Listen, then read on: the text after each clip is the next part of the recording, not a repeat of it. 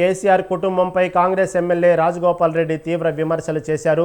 మద్యం కుంభకోణంలో కవిత ఇప్పటికే జైలుకెళ్లిందని, రానున్న రోజుల్లో కాళేశ్వరం అవినీతిపై, ధరణి కుంభకోణంపై కేసీఆర్, కేటీఆర్ ఖచ్చితంగా జైల్లోకి వెళ్తారని సంచలన వ్యాఖ్యలు చేశారు.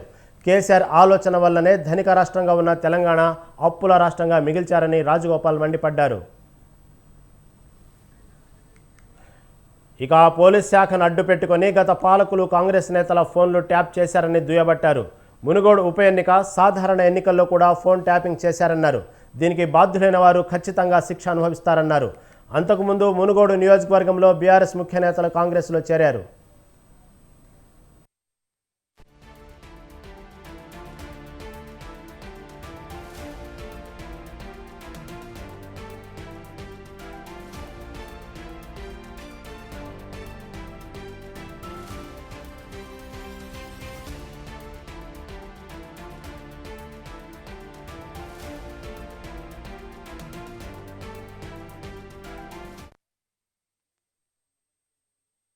మున్సిపాలిటీ కౌన్సిలర్తో సహా మండలంలోని పలు గ్రామాల నుంచి టీఆర్ఎస్ పార్టీ నుంచి పెద్ద ఎత్తున కాంగ్రెస్ పార్టీలో చేరిన ప్రతి ఒక్కరు కూడా పేరు పేరున స్వాగతం పలుకుతున్నాను.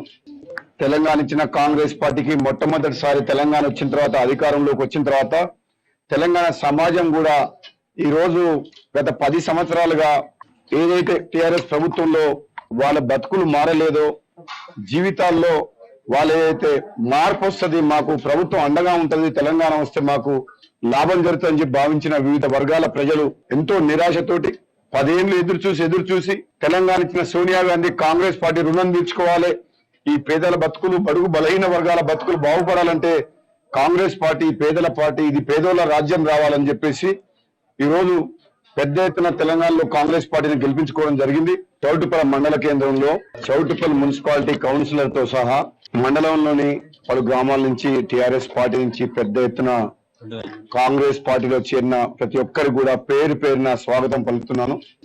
తెలంగాణ ఇచ్చిన